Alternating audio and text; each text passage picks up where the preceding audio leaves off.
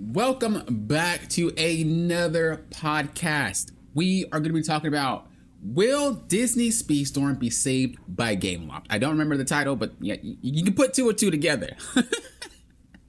If you guys want to sit in, as you guys see, I have my members over there. We chilling, relaxing, whether they're talking or not, and just lurking. They're there. If you guys want to become a member, you get some goodies, of course, but you also can sit in on the podcast and just hang out with us like they are there. We do have a brief 5 to 10 minute chat in the beginning of each podcast, seeing how everybody's doing, catching up. You know, it's kind of nice. But anyway, if you're interested in that, click that join button down below. Check it out. See if it's for you. I also want to add, before we get into it, if you did not know, now you know, I'm making a new channel, or actually already made a new channel, and it's to help YouTubers grow. So if you haven't seen the video already, link in the description below, but it's your turn to grow on YouTube. If you've ever started a YouTube and maybe you're struggling, maybe you haven't started one yet and you want to, but you don't know what to do, maybe you let one die, whatever it be, I'm gonna help you out because I've successfully grown multiple channels and I want you to grow next. So if that's what you wanna do, link in the description below. Check that out. You can check that out after the podcast or before and then come back. Whatever you want to do. But check it out. We already got some people that I'm helping already. Coming to my Discord too. There's a new Discord, everything. Let's get into it. But again, if you want to do YouTube, if you thought about it, highly recommend checking that out. It's going to be a more hands-on approach. I'm really going to sit down and really help all you guys grow on YouTube if that's what you want to do. Let's get started in the actual podcast though. So, will Disney Speedstorm be saved? We actually have some great news from Gameloft. Now, Gameloft, here is why people dislike Gameloft. Gameloft is disliked because they are greedy. Now, me personally, when Speedstorm first came out, I had a lot of hopes and dreams. And honestly, they did a pretty good job before it released for free. Then they went back into their usual method. But Gameloft has made a lot of games, and their games are actually pretty decent. Like, they don't make bad games. I mean, okay, that's a lie. Some games they made are pretty awful, but like, that's every company in the world. But they generally make great games. They generally do make good games until they factor in you need to pay to win to do everything. Like, if they had no paywalls like that, their games are actually pretty decent. That being said, there is some news. They are making a new game. And you want to know why I'm excited about this? Why are you excited about this, Poppin? Because it is focused on PC and console, bro. This means it's a possibility to not even have any pay to win aspect at all. We don't do that on PC and console. We keep that on mobile. But on PC and console, that's what I'm excited for. So they posted this March 14th. We're thrilled to announce we're partnering with the world's greatest role-playing game, Wizards D&D, from Wizards of the Coast, the IP holder and a division of Hasbro, to publish a new PC and console game. Gameloft, I'm pretty sure that's Montreal. The creators behind the award-winning Disney, we're gonna keep going. Let's move over. Award-winning Disney, Dreamlight Valley, and Lego Star Wars are working on a game set in a mythical, forgotten realm with a unique cooperative gameplay built around an innovative hybrid of survival, life simulation, and action RPG. Players can expect an adventure where the rich lore of this legendary franchise meets real-time survival in a unique campaign of resilience, camaraderie, and danger at nearly every turn. Stay tuned. There's a lot to unpack with that, and I know some of you guys might not care about it, so I'm not gonna go too deep into it. But first of all, look at the artwork. All right, like I always say, I mean, Gameloft, they're not really an inherently bad company. They just make a lot of bad decisions. That's all. But they actually do make some decent games. First of all, shoot in Hasbro, like, bro, you don't put Hasbro, and then you take in Dungeons and Dragons, bro. D&D. Come on. You can't do them wrong. You can't do them wrong. And the thing is too, notice this. We're thrilled to announce we're partnering. They're not saying they're making a game for them like Speedstorm. Disney and Gameloft are not partnered, so to speak. They are like, Disney tells them what to do, they do it like that. That's kind of like how it is. However, if we think about how Disney is partnering with Epic Games to create something great, it's the same thing here. partnering is a very big word because both sides are able to give their opinion on what they want. If Gameloft is like, we need to make sure that this is just going to be paid here, paid there, and they're like, no, that's not how we want to run our game, we're going to have to reach a compromise about how we're going to do that. That's why I'm excited. That's why I'm excited. And like I said, they don't make bad games, just bad decision making. And on top of that, if we're thinking about Disney Dreamlight and Lego Star Wars, I mean, come on. This is already just gonna be this is gonna be a good game. This is gonna be a good game without a doubt. Hopefully. On top of that, you can see that it is more based towards like a cooperative like story element. It's not like a PvP or something like that. So it looks like it's gonna be you can play with people together and you kind of do your thing that way. It is not you're going head to head. Usually when you're playing stuff together, the monetization tends to not be as prevalent because there's no reason, right? People want to pay to get ahead of others, but if you're kind of just all in the same bucket, how many people really care, about that? So I'm excited about this. I mean, I don't really have much to say. I'm really big on RPGs. The fact that it's hybrid with life simulation, like, bro, it's about to get real. And we know they can do it because they did Disney Dreamlight. So now you're telling me we're fighting with Disney? Come on, man. Come on. This is going to be cracked. And like I said, it's console and PC. Bro, you can't go wrong if it's not mobile. You can't go wrong if it's not mobile. Let's see what you guys got to say, though. What do you guys think about this? The fact that they're dropping a new game, most likely not going to be pay to win. And on top of that, they're partnering with someone else. We already know they don't make bad games. They just make bad decisions. So, like, bro, come on. We know this is probably going to be some good stuff, especially when we're dealing with Xbox Series X and PS5. Hopefully we're not. I mean, PS4 can play, obviously. Xbox One can play. But, a lot of games are built for Xbox Series X and PS5. And then, like, they kind of, like, downscale it for the other ones. Like, if that's what they plan to do, that'd be really dope. Okay. Where's my rogue character sheet in my D suit? Yo, I actually tried to get into Dungeons and Dragons one time. Not like the, I'll say the actual, like, what is it? The real one. Okay, not like the games or like the books, but like the real one. I tried to get into that one time, and I was like, "There's a lot here. Y'all go ham. I played with my friends, but with my roommates back when I lived in California. And my goodness, there's a lot to go with that. You wouldn't think there is. It's like, oh, there's a lot, especially when you have a good game master. So excited to see what they create. True. Curious to see the release date. Is that a teaser to create hype, or have they already been developing the game for a while? That's interesting because I actually wanted to talk about that. So we've already noticed that Disney Speedstorm has been mostly leaning towards a lot of bad decisions, where it's like, okay, can we get more money? Now, in turn, this is kind of good news because it's like a new game, a new start for them is awesome. But is this why? I'm not saying it is. That y'all can piece that together yourselves. I'm not doing research on that. But do you guys think this is why Speedstorm is not getting any love and attention anymore? We only got one event one special event, and that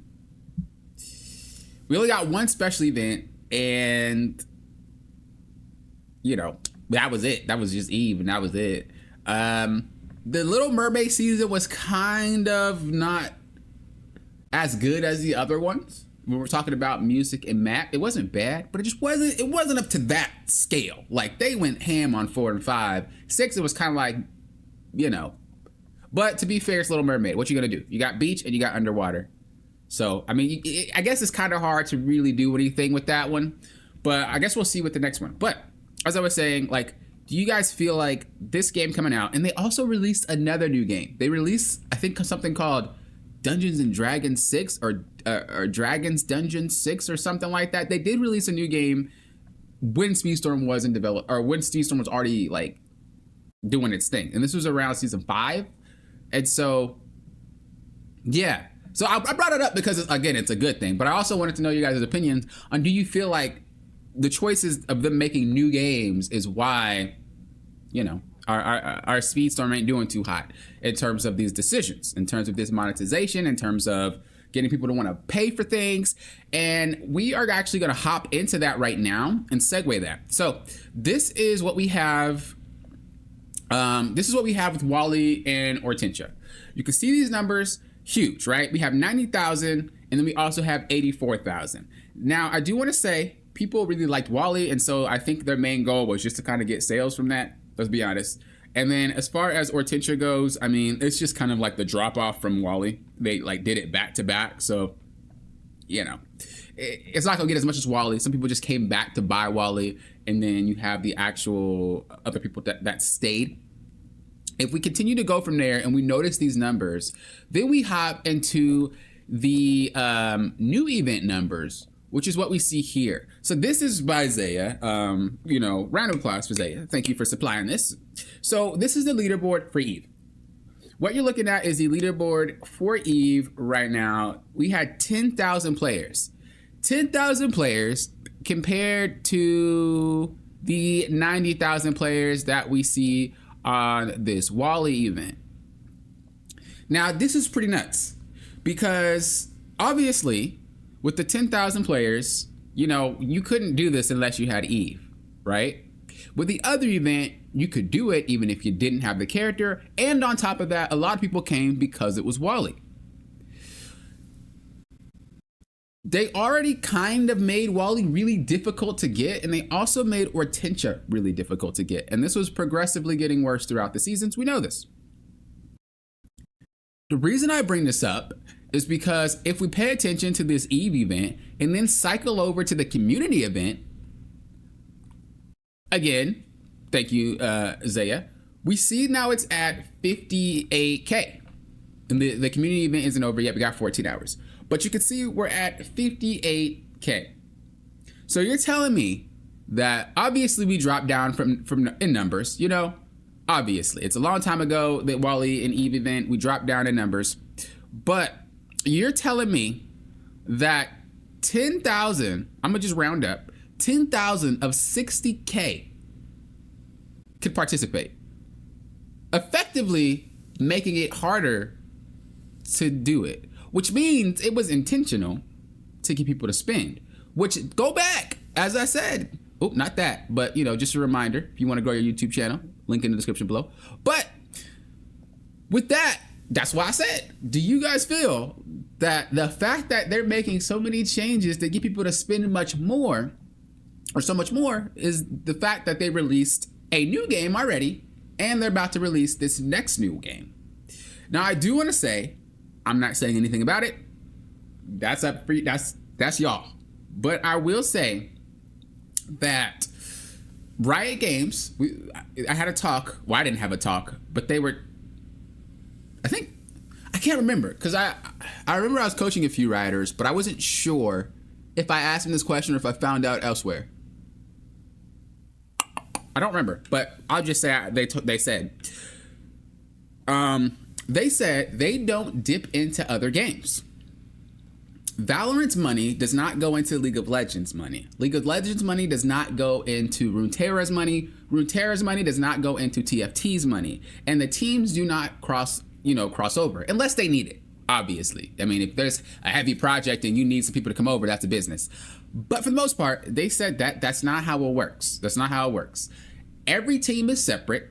Even though they're all under the Riot umbrella, they said that every team is separate, and what is done and made in that team is usually funneled back into that game itself. Riot Games is good at making decisions.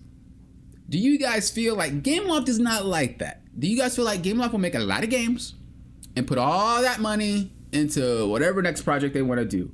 Put all that money to the next project they want to do. Do you feel like they don't recycle their money back into the game that made the money? Disney Speedstorm's case. Yes, we get new characters and we get new maps, but Does the game improve in any way?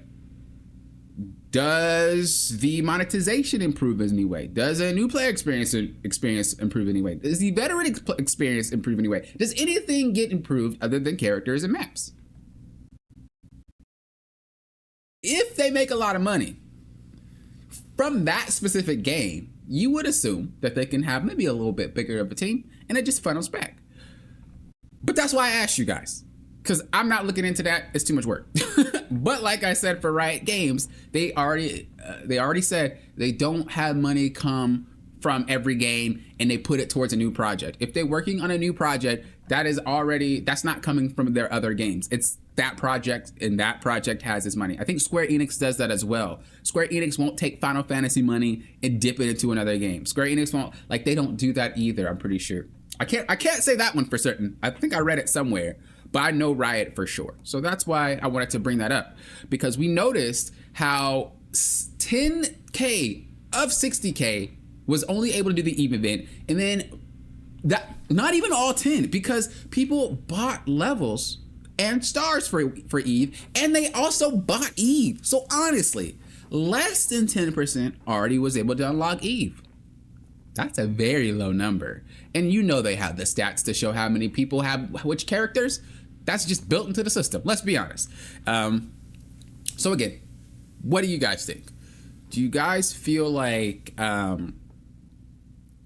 the fact that they announced this new game being made, and the fact that they already released another new game while Disney Speedstorm was already in season 4 or 5, do you think that attributed to them being like, let this game kind of do its thing, but let's focus more on putting money towards our new project?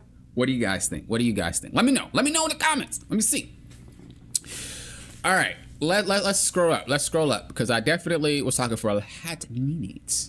All right, Poke says, personally, I wonder if they are trying to save their brand from overall flop of Disney Speedstorm in time of the new D&D game. I think Disney Speedstorm isn't well known, so I don't think it being a flop matters too much.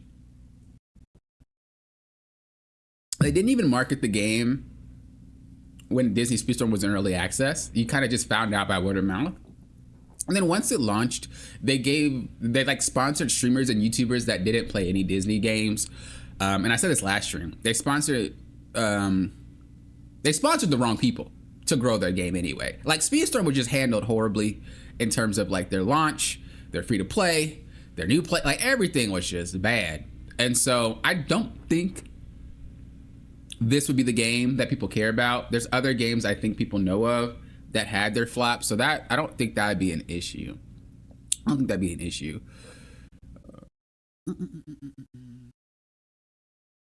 7 minutes waiting around. There's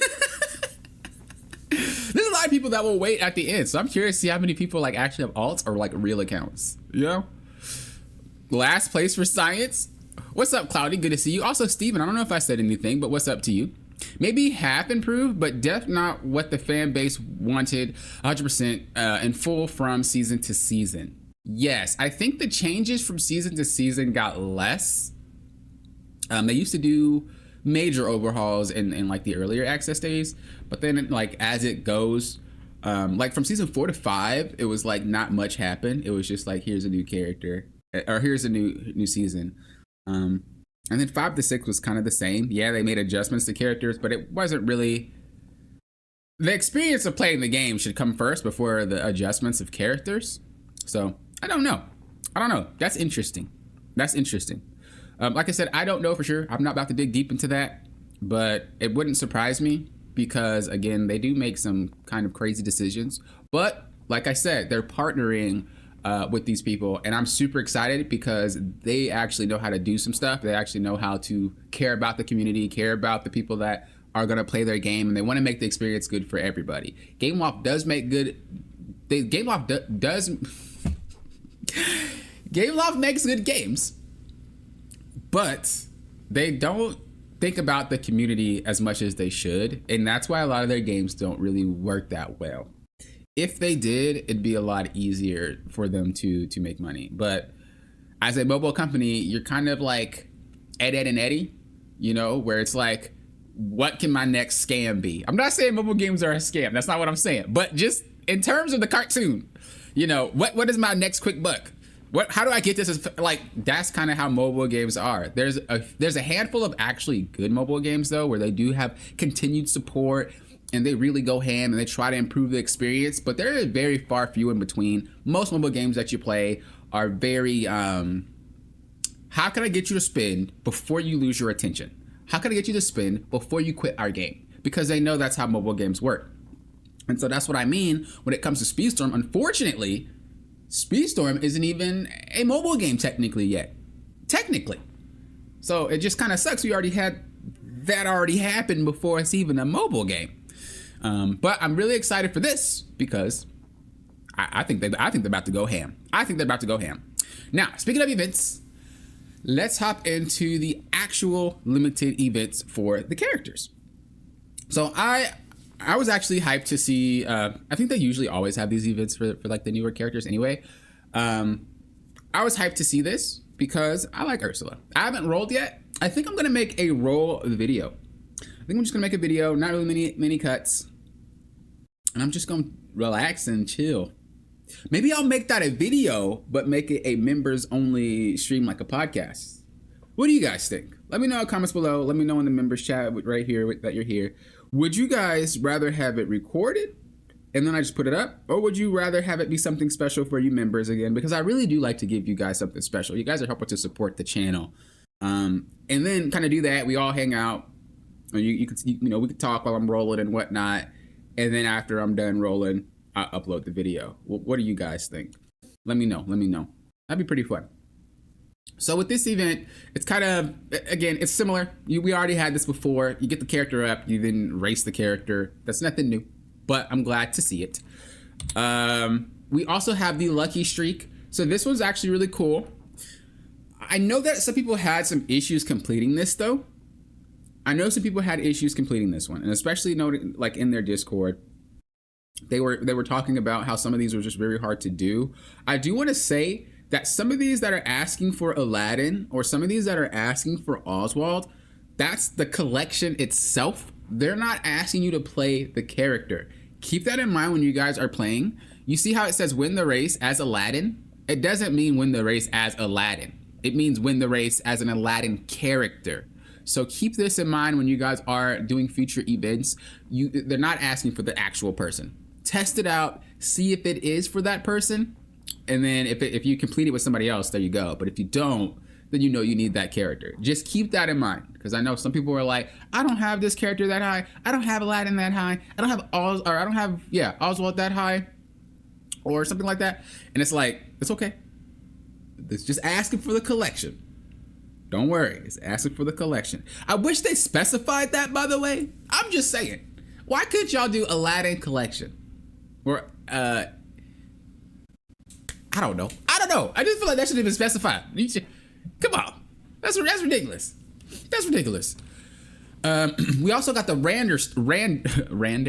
Randall Star Chaser event. Now, I'm bringing this up because I actually wanted shards for him. It's not a lot of shards.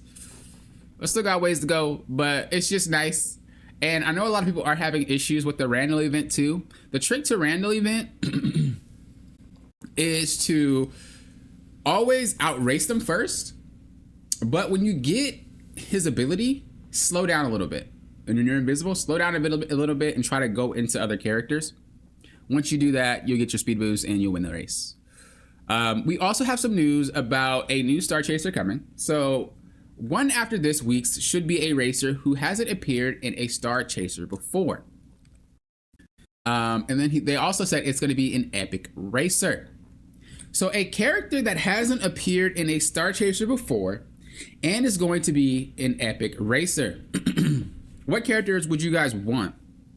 I think for me personally, if I can remember, because man, I've like played every single event. There's not an event I haven't played. So it's going to be hard for me to think about which characters haven't been in a star event.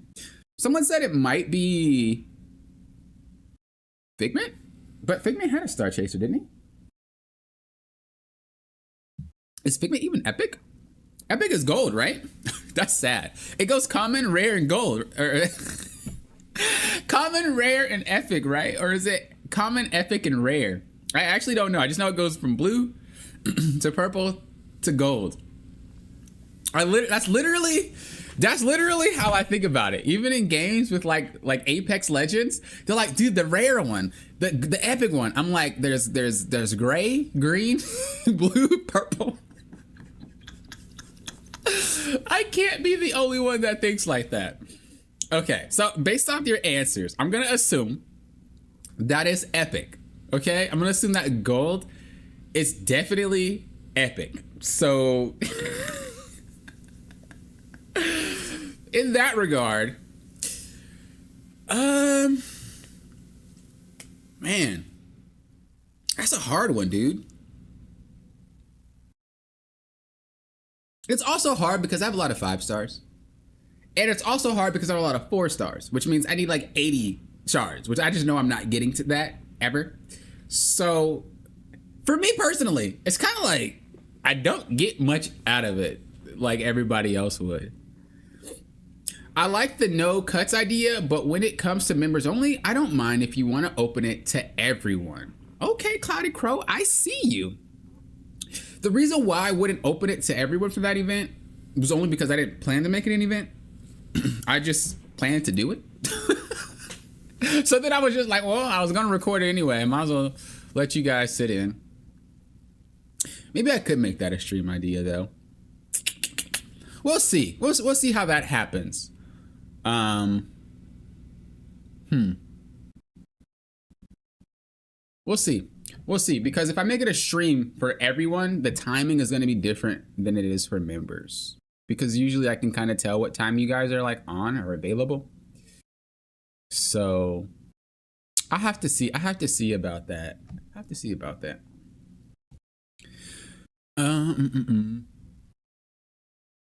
Poke, some people were saying it could be Belle, especially she's needed in next week's tour. Oh yeah, that's true. A lot of what they do are usually going to be what you're getting next. So you can kind of already anticipate that. Yeah, I don't know. For me, I don't know because I have a lot of 4 stars already. But I definitely think that it's a good idea to have some epic racers drop. And it's good to see that they are trying to do that. One thing that I noticed with Disney Speedstorm, and I'm not going to talk much on the new player experience anymore because we already touched on that last week in terms of like there is no new player experience. But in terms of like the newer players, these are people that aren't like starting today. They're like newer, like they started last season or the season before that. Zaya brought up a good point in the Discord that a lot of people that are newer players they don't understand why I say new player experience is bad. And they said that this is basically because a lot of the new players are in that phase of I have so much to unlock that I don't think about the bad experience. You know what I mean? Like the experience is only bad when you can't do something. So when I say the new player experience is like poor, it's more or less because you're gated off of completing certain objectives in the events or in tours and whatnot. But from an actual newer player perspective, they're like, I'm unlocking this character, that character is so awesome. So I think when we talk about that, there's a disconnect. When I say stuff like that, it's more so everyone can experience the fun of Speedstorm together rather than being locked off from doing certain things for a very long time. If you are a new player, you are locked off from everything. If you started in previous seasons, you're not really locked off from everything because you started earlier. Also, you're still having a great time because you're unlocking so many things. Whereas if you're a veteran like me, or if you've been around for a while, you already know there's not really much to unlock anymore, and you already know that you're gated off of what you don't start up or level. So that's where that came from when we're talking about the experience between the two. And I feel like I should have specified that because, like I said, I didn't really pay attention to it until Zaya brought it to my attention. That like the newer players don't really think about it that way because they're just so, oh, I'm getting this, oh, I'm getting that, oh, I'm getting that, oh, I'm getting that. Whereas a veteran player that already has everything sees all these issues that they don't see because they're kind of like, oh, I'm getting this, I'm getting that, I'm getting that. And that's normal for any game. Any game that you start with nothing and you build it up slowly, you don't really notice an issue until you get here when you're done. And it's like, bro, what? So that's what I'm talking about when I say stuff. Let's move on to the comments. So,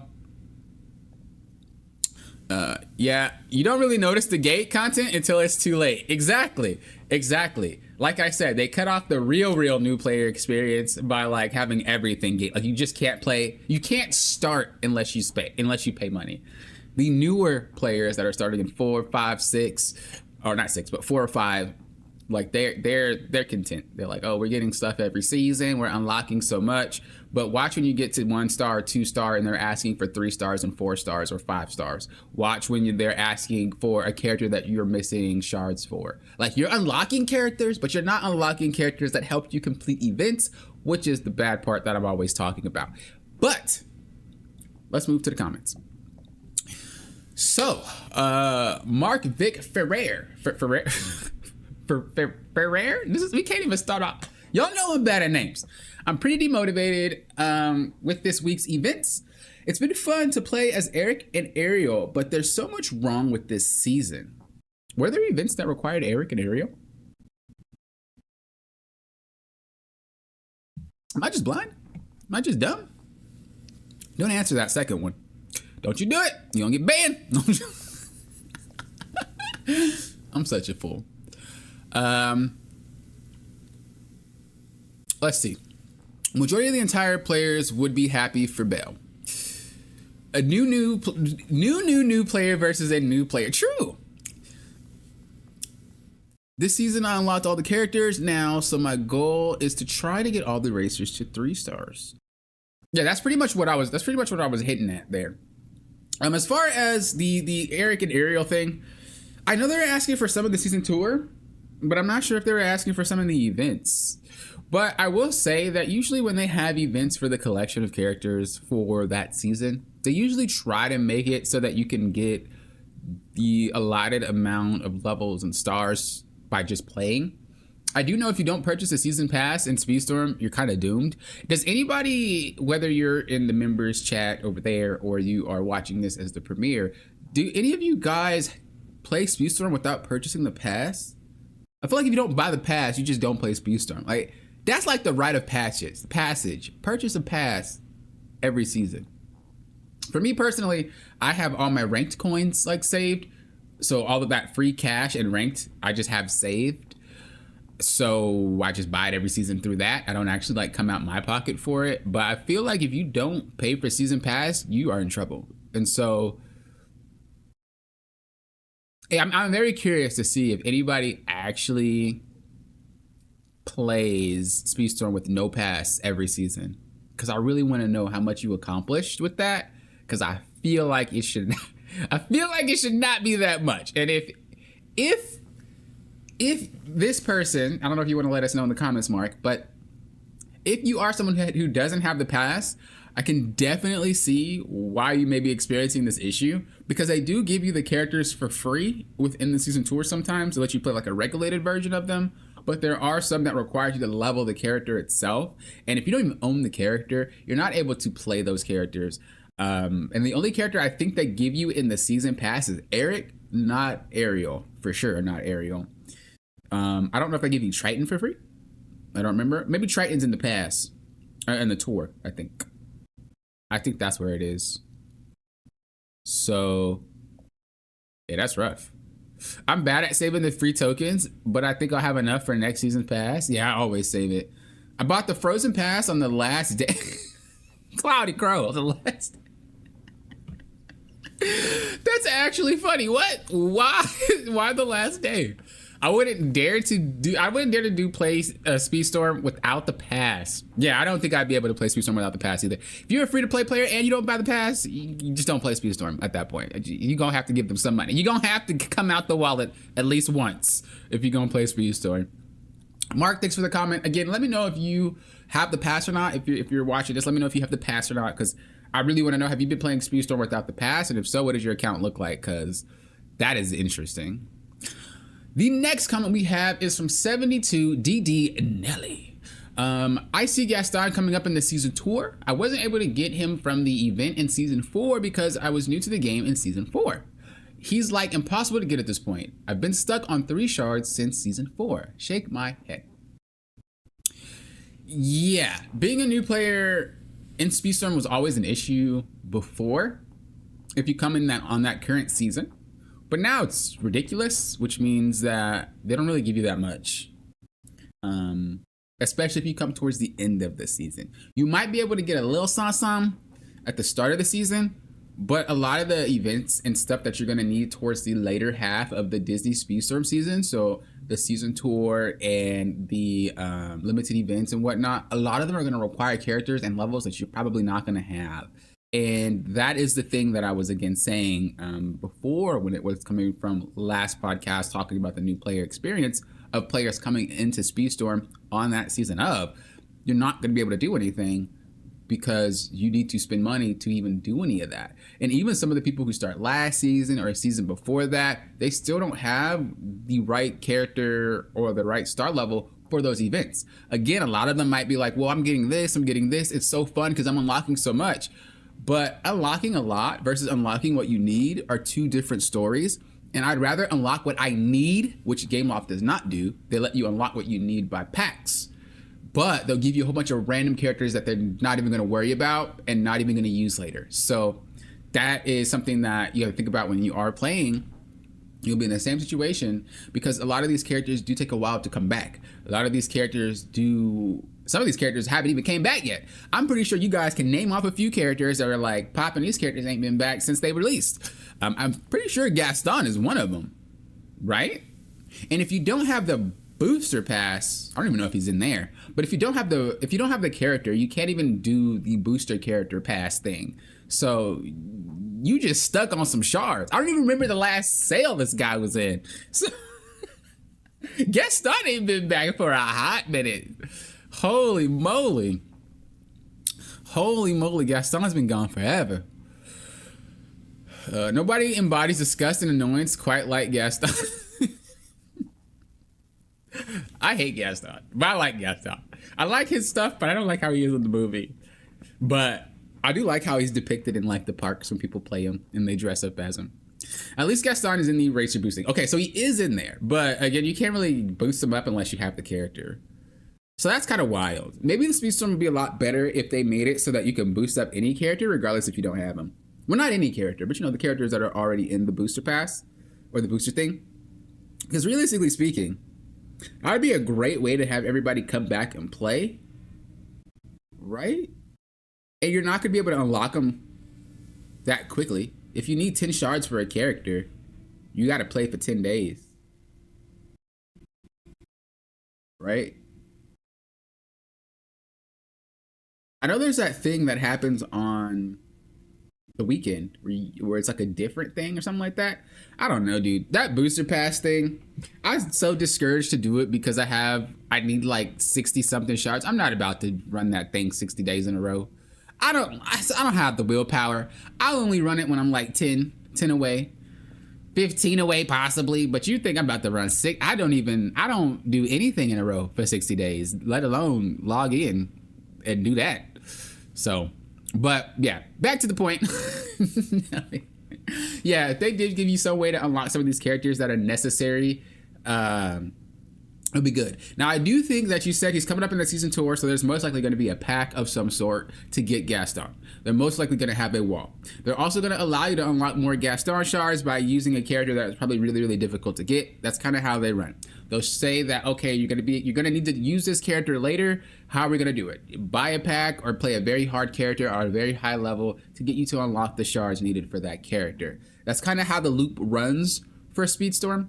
And so you can't expect to get those shards next season, or not next season, but during this tour when they need it. Hopefully. That'd be kind of weird. They usually do that.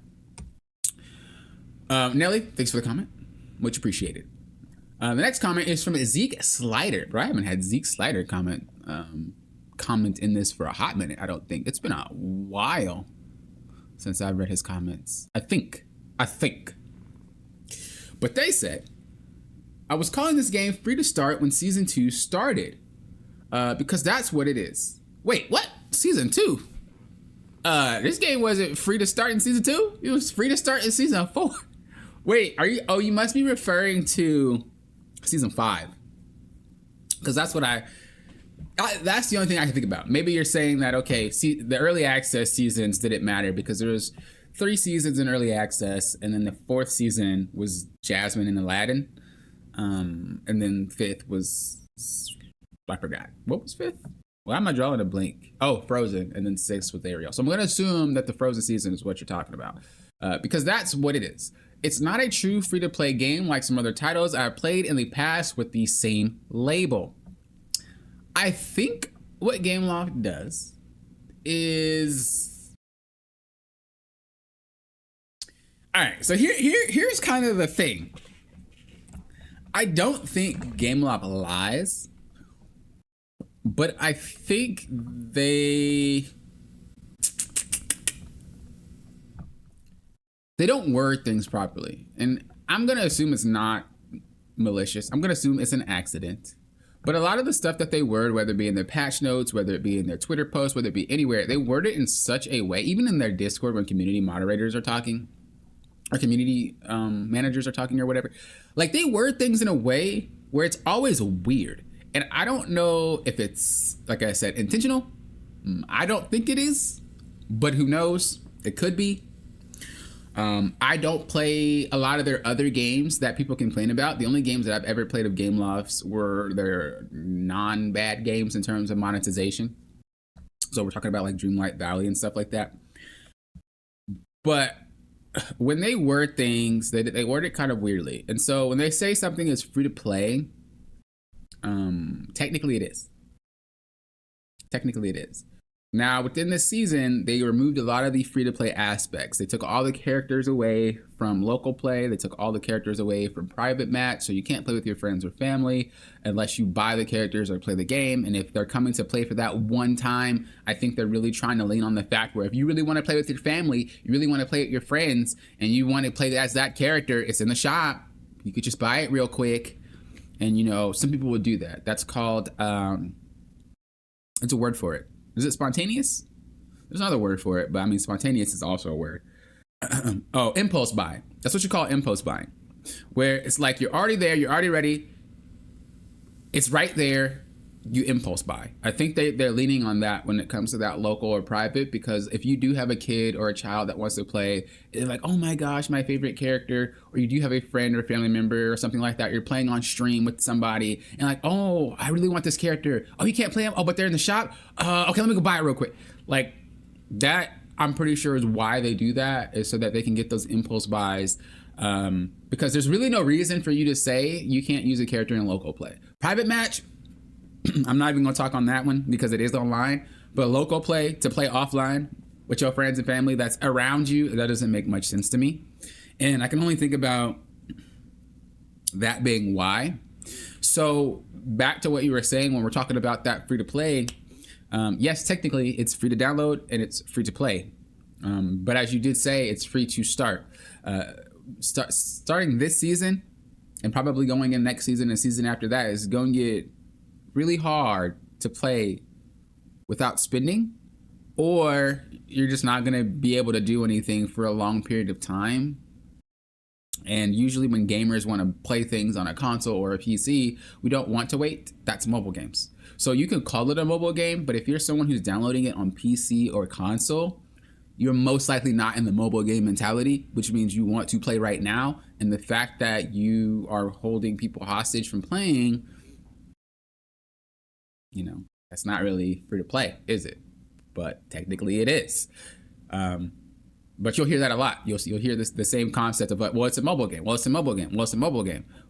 Well, it didn't start out as a mobile game when it was early access. Although they might have the plans to do so, I don't believe they even said anything about it being a mobile game until free to play came, and then they said it's going to be going to mobile. So that is probably another reason why they drastically changed how this game was running from season 3. Starting season 3, because they already had the plan, like, ooh, we're just gonna turn this into a mobile game. So, you know, who knows? But like I said, they word things definitely oddly. Candy Crush, Pokemon Cafe, Fall Guys, Disney's Emoji Blitz. You can play those games for free, and their microtransactions are just there if you're impatient. Totally not required. I do agree. Disney Speedstorm is one of those games where you do need to pay if you want to do anything. Otherwise, you're just going to have to sit and wait. As I said before, PC gamers and console gamers, we're not ones to want to wait. That's why we play these games. If you're a mobile gamer, you're not going to trip. If you are someone who doesn't play console games or PC games, but you play Disney Speedstorm, but you also play mobile games, you're going to be like, oh, I'm used to it, right? And I haven't played a game, like even back in the day where Nexon used to have games or some other companies had games where it was like energy based. I don't even play those. Like, bro, I'm not about to be gated by energy. I don't even want to play no more. And, you know, I think that might have been intentional because it did slowly happen over season after season. I think what happened is they said, we'll let you guys all start playing in season 4. And what we're going to do is we're going to let you guys have as much fun as possible. But we're going to slowly start taking away things that you can and can't do. Season 5 rolls around. You're going to still let you have some fun, but we're going to slowly take away some more. Season 6 rolls around. Still having fun. But now that you already started in season 4 and season 5, you don't really see the issue here, right? Because it's like, well, I already have enough to do things. And although they're gating me, I had so much in the previous season and so much in the last season that even being gated doesn't feel like I'm being gated. Well, it's like you're so deep into the game now, there's no reason for you to quit playing. But if you put anybody into this game that doesn't like mobile games, they're not going to play this because that, you know, they kind of eased us into the mobile mindset. You know what I'm saying? Like, it started off early access. None of us was even prepared for the mobile thing. But if you started 4 or 5, you kind of got eased into the mobile game mindset where it's like, yeah, we're slowly getting locked out, but that's okay because I can play that. That's okay because I can play that. You know, and you didn't really pay attention to it because you kept getting characters, you kept getting, you know, stuff like that. And I think as they realize that you're cemented a little bit more, if they take away more, you're not going to stop playing because you've been playing for such a long time. The only people that really quit this game are the people that already have a ton, like myself, where it's like there's no reason to play anymore. Characters are cool, I guess, but there's no reason to play. And then you have the people that are starting like now time or maybe a little bit earlier, and they're like, I see what this game is already and I don't want to play this game. Those are like the 2 people that I see quit. I don't really see anybody in between quit. They might say they'll quit, but they don't because, you know, they already invested a lot of time. And as I think we're talking about this in my Discord, someone said the game's addicting to them. You know, it is an addicting loop. If you're in that middle, you are addicted to the game most likely. Once you reach the I have enough to do everything and now I see this game as low-key kind of like lacking in this area, you might not play anymore. If you're over here where it's like I haven't even gotten to that addiction part and I see this game for what it is, you're probably not going to play anymore. But if you're in that middle, you're probably not going to stop playing. And I think that's what they wanted. They wanted to make sure we transition you all once you're in that middle part because you will continue to play anyway because you already made it to that spot where you're not going to quit no matter what.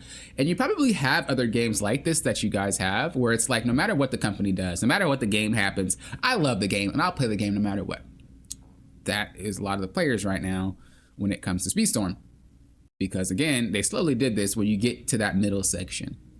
Speedstorm feels like it's a requirement for you to pay to continue playing, a la the Wizard 101 model. Wizard 101 actually does the same thing. I recently played Wizard 101 probably like a year ago or two years ago. And as I was playing, I played for about solid, maybe like 4 or 5 hours, 6 hours. I don't know. I didn't play it in a row, but just collectively. And it got to a spot to where you couldn't continue unless you pay. Now, I already wasn't paying Wizard 101 anything. However, if I was already paying within that 4 to 5 hour time span, I would most likely pay for that to move forward. That's how Speedstorm is. It's like, can I get you to invest without us telling you to invest? Because once you do, when we tell you to do it, You're more than likely going to do it anyway because you already did it. And you usually do see comments like this. You're like, well, I spent this much here. I'm a free player and I spent this much here. I spent that much here. Oh yeah, I bought in that season and then I bought in this season and then, yeah, because you already did it. So if they're telling you to do it, you're not going to be like, well, that's jacked up. I'm not doing it. You're just going to be like, well, I play and like the game anyway. Is what it is. If you're like me and you tell me to do that, we already have everything. So we don't really have to care about packs in the shop and stuff like that. And if you're like me in that Wizard 101 example where I wasn't investing anyway, and I just got to a locked off position, if you weren't investing anyway, you're just going to quit the game. It's like, I'm not about to pay. There's no reason. I wasn't paying before. I'm not paying now.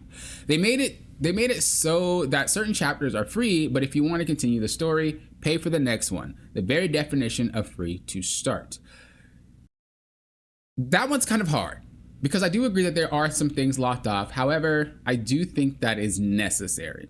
The way that they ran their game and the way that the direction they took the game, or the way that they run their game, and the direction that they took the game, they are going to need to do that because a lot of the players that are high, like myself, you don't want it to be too easy, right?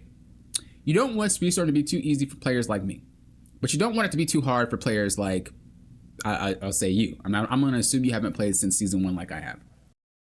So what do? Well, we're going to have to find a median here. The best way we can do is we can lock characters off, or we can lock some of those tour things off with characters that most likely just came out, or that most likely are hard to get, or that most likely have 2 stars. I can make money off of the veteran players because there's no way in heck that they were able to get more than that unless they paid, period. Like Eve, as an example. We don't have more than 2 stars on Eve if you are a free-to-play player or a veteran player, unless you pay, right?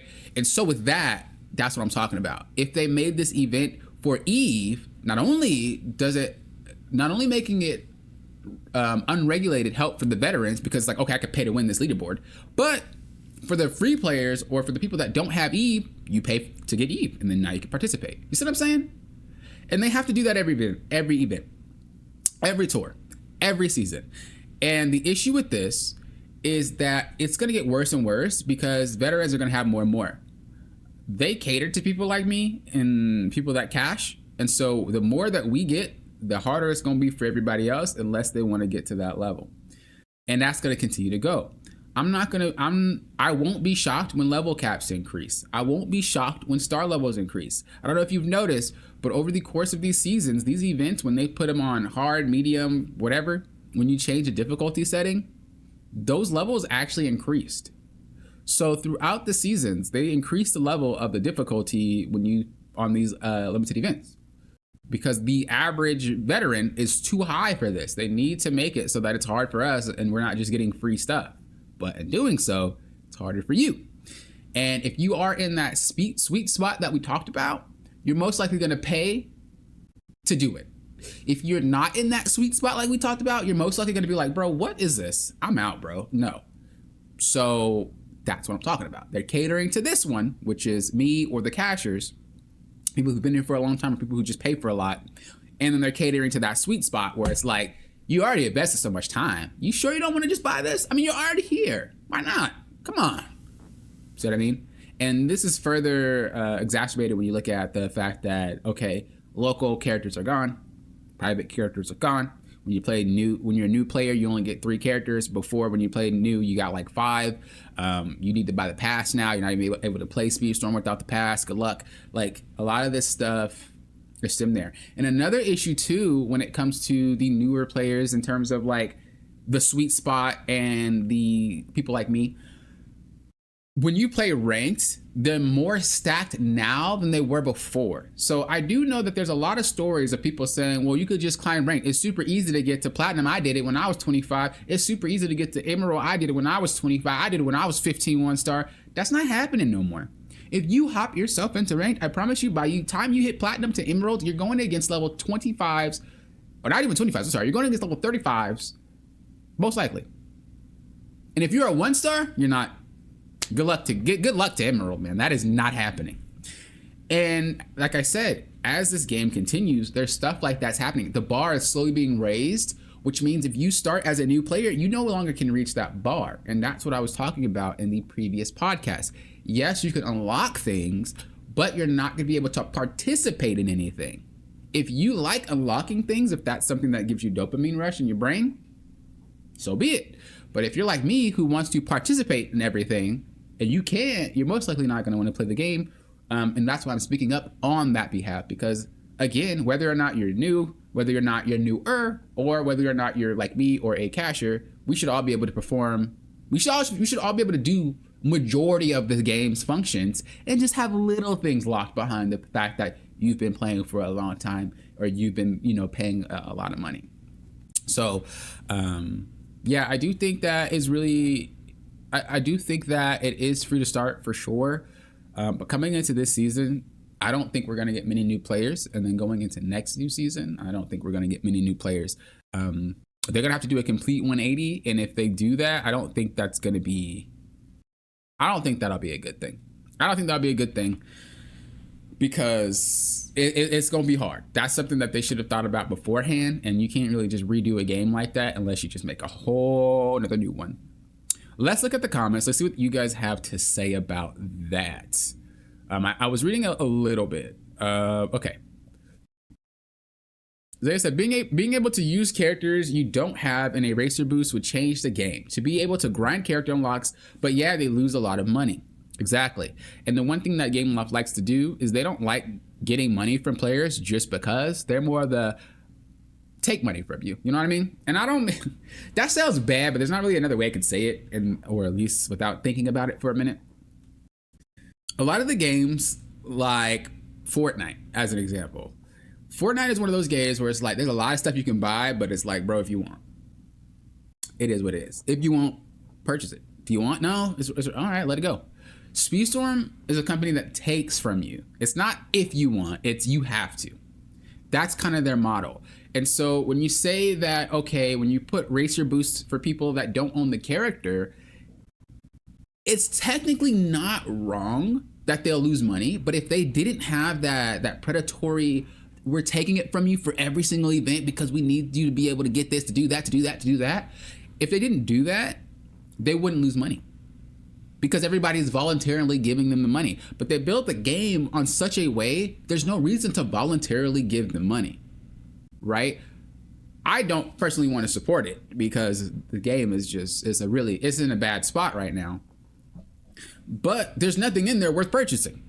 There is no I want. There's none of that. If you buy in Speedstorm, it's not you want, you need. Period. Maybe you I want my character, but you're going to probably buy a pack because you're going to need to be 2 stars before you can use an ability. You need everything in this game. There is no want. So any choice that they make to give us more power as a player, they lose money. But if it were a company like Riot Games, Epic Games, or any other company that does it and they have voluntary payments, Square Enix is another one with their FF14.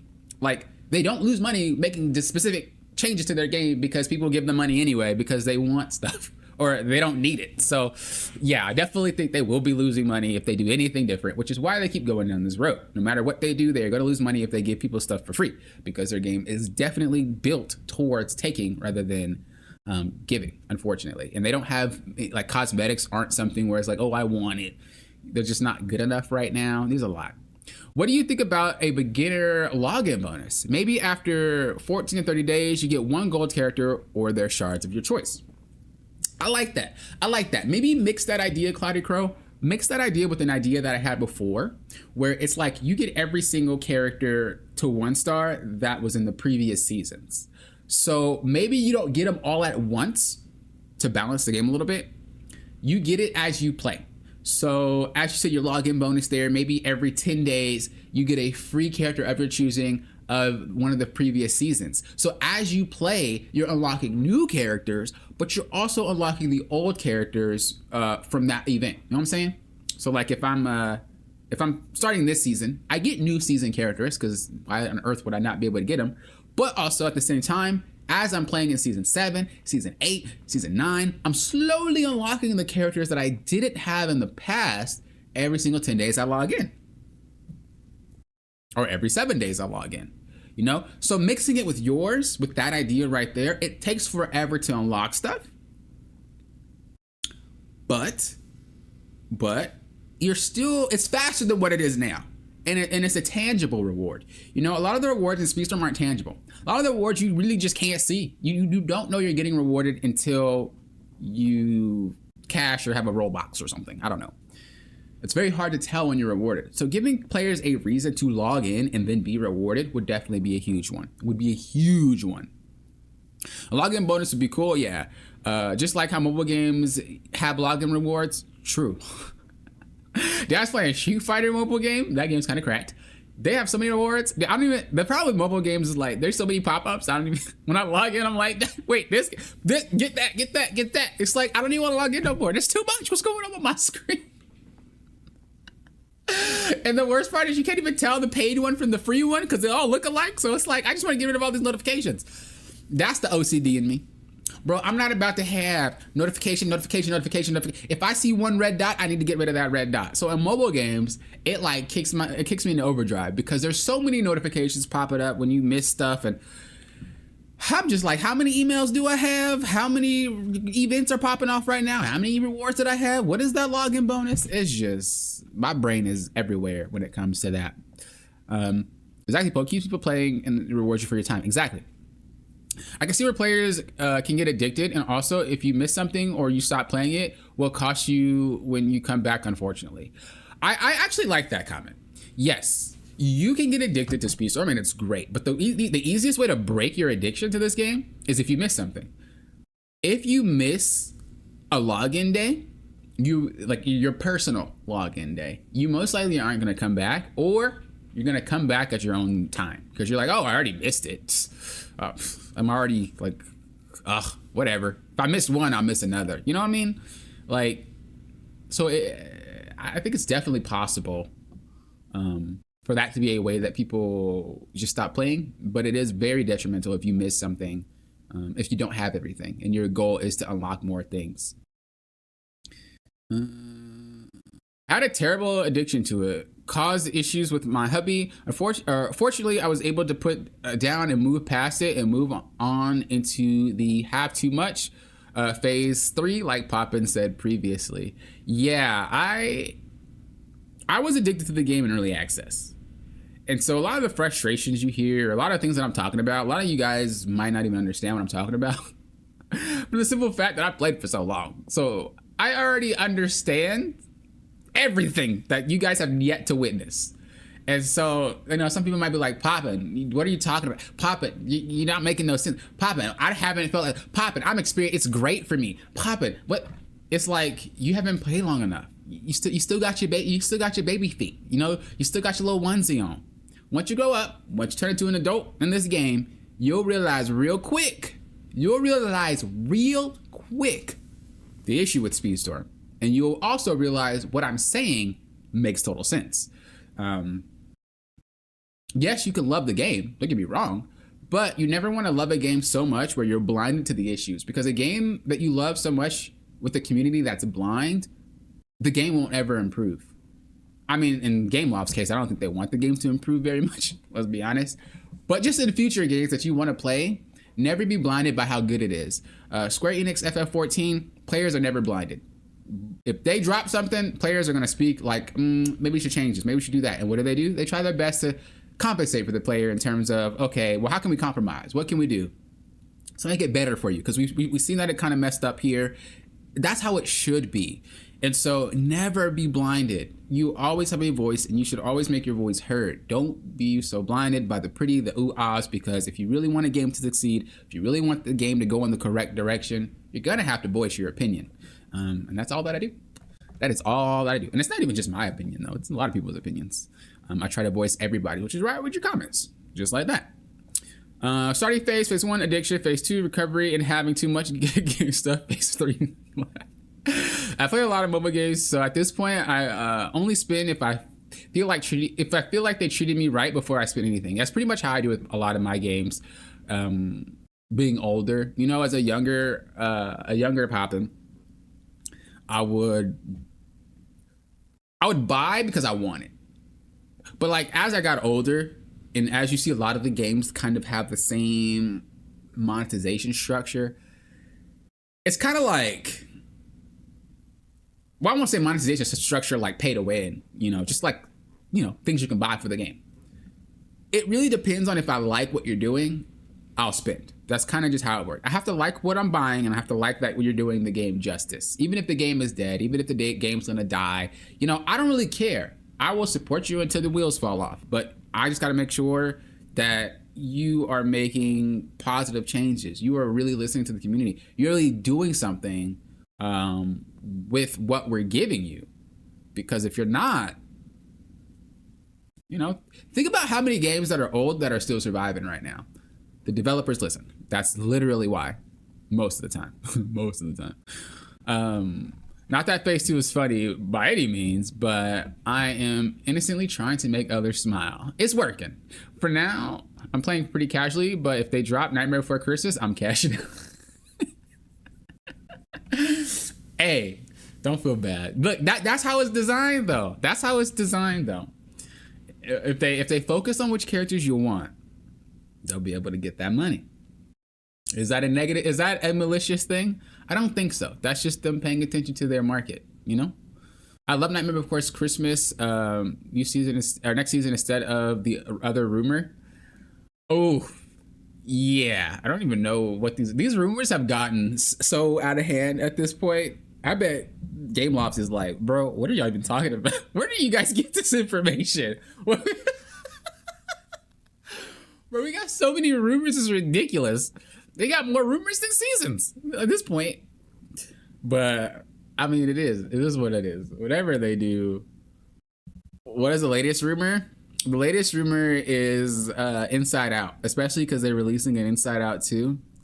But the rumor before that was Bug's Life, I think. And then the rumor before that was Muppets. Like, what is happening with these rumors? Like, what? Like I said before, I honestly think that they're gonna stop doing seasons and they're just gonna drop characters.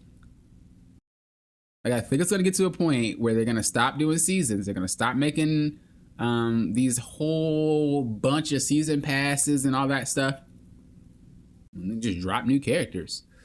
I mean, you gotta think of it this way. What is the last season that left a major impression on you? Like, what is the last season that made a major impression on you? The entire season. Because if you actually think about it, what you experience in a season lasts for about a day or two. Oh my God, the new map. Oh my God, the new characters. Why even build an entire season when you could just make a new map and a new character and just call it a day and don't even call it seasons? Right? It's easier. People still get what they want. People don't even play the entire season anyway. You can't even complete all the tours. Just have a one infinite going tour like Starter Circuit. Don't call it a season. And then just make new nodes and have it go infinitely. I think that if they do that, they can make more. I need to quit doing this, by the way. I swear to you, whenever I go off on a tangent, like, well, it's not really a tangent, but whenever I go off on something where it's like, I think they should, it'd be a lot easier, they do it. I just need to shut up. Okay, if this happens, Gameloft, I know you watch my stuff, and I know you do it on purpose. Because what I be saying make a lot of sense, and it's good. That's why. Don't play me. But what I think they would do or should do, it'd make it a lot easier for everybody, and then we wouldn't have to worry too much, is just drop a character every month. Drop a map every 2 months for that character, as an example. Or you can drop more than one character. Two characters a month, whatever. But let's just say we drop Muppets, right? We got Kermit and then we got Miss Piggy. That is month 1. No map. Month 2, right? Month 2, we got Wreck-It Ralph and Vanellope with a map. Don't call it a season. And it's just an infinite going season tour. It's not a season, but you get the same thing we get now without the actual needing for seasons. And with that, you can market every month. Right now, they only market every 2 months, right? Or every end of season. Oh, look at our new season, come trailer play, blah, blah. You can now do it every month. That would then return players a lot easier because now it's like, it's a much more consistent pace. People don't want to wait 2 months for the next thing. I can just come each month. And you can kind of have like a mini season in each month. And every 2 months, drop the map like you're doing now. A lot easier. No need to have tours. No need to make all this crazy stuff. Even have an infinite battle pass with even like an infinite level pass or whatever. Do something like that. It makes it simple. That's what I think they're going to do eventually. Because they really do continue to market towards the people. And as Cloudy Crow just said, if they drop this, I'm gonna cash out on that. Why? They don't. Cloudy Crow does not care about the season itself. They want the characters. And obviously you need a map for that. Come on, you need a map for those characters. So if you drop characters that nobody really cares about, i.e. Bug's Life, without a map, then drop a map with the characters people care about, you can then go up and down in a wave. Characters nobody cares about, character everybody cares about. Character nobody cares about, character everybody cares about. And so you have like this bouncing of like infinite adding characters, infinite going season tour. You're constantly going to get cashed out because people want what they want. And every 2 months, you can continue to give them what they want. And you don't have to waste a whole 2 months on a season that nobody cares about. Or some people might not care about because you're not going to get paid. Right? You know what I'm saying? That's just what I'm saying. That's just what I'm saying. So like it'd be a lot easier to do it that way. And I think they are going to eventually do it that way because realistically speaking, we are losing players, which means they're most likely not going to want to spend a lot for so little. You know, when free to play happened, they were expecting such a big bang and a big blast. They spent a ton of money on sponsors. When season 5 happened, same thing. They spent a lot of money on the trailer. It was super long. It was super good. And great cuts, great animations, great everything. Awesome. Season 6 rolls around, like a 30-second trailer, barely anything in it. The map is kind of like, The music is, for me, it wasn't as good as the other season. It wasn't bad music, but you know, it wasn't hyped up like before. Granted, Little Mermaid music might be a lot harder to do than with other season or with other movies.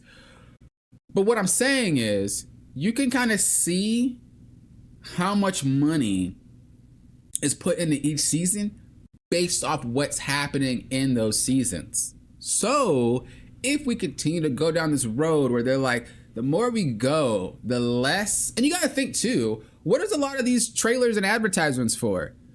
They're not for me. They're not for cashers. They're not for you. They're for new players. People make trailers to bring in new audiences.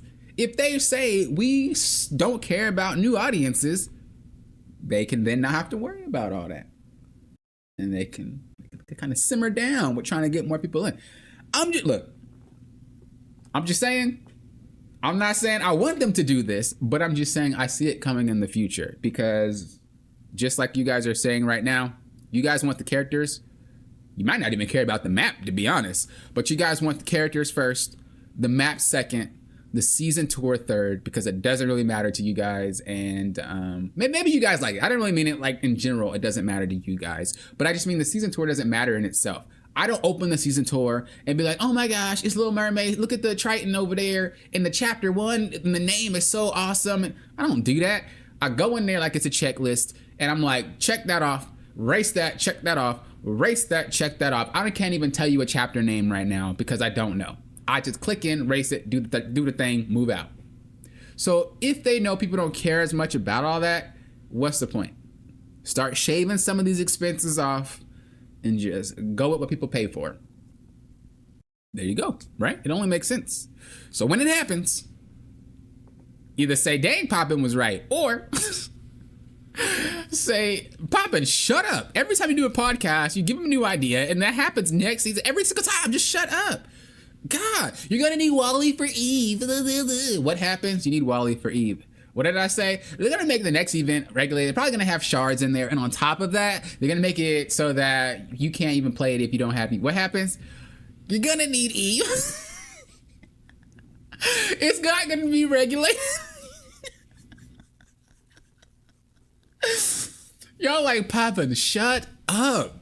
Say something good. Okay, I'll say something good. Next season, they're going to give everybody at least $20 in cash for compensation. They're going to remove ramming from one mode so that players can race with skill, and also have a new ranked mode so that is more balanced. Because people really do want to race with their favorite characters without having to worry about overstated characters and ramming. We're also going to most likely have Nightmare Before Christmas and a crossover with Kingdom Hearts. So we're probably going to see Sora as a next racer. We're most likely also going to have a roadmap showing that season 8 is going to be the Lion King. And that's also going to have a crossover with another franchise. They just don't want to tell us yet. And yeah, I think from then we're going to have a really good trailer kind of showcasing this. And we're going to have it be pretty much the turning point for Gameloft. For sure. That's what's going to happen. So there you go. See, now it's up to Gameloft. Pick which one you want to do. Okay? Pick. But that's the end of the podcast. Thank you guys for sitting. Thank you guys for watching. And remember, if you guys are a YouTuber, I am making I already made a new channel. The link for this video will be in the description below. If you most likely don't see it now, it's because you're a member. But on the actual real video, it'll be in the description below. Check it out. I'm working with YouTubers to improve their channel and to help them get more views. So if you are a YouTuber that hasn't started yet, and you want to, if you have started yet and you're struggling with views, or maybe your channel has died and you want to bring it back, whatever it may be, I want to help you grow. I want to help you improve. I have 3 successful channels. I say had, I guess, because I don't upload them to anymore.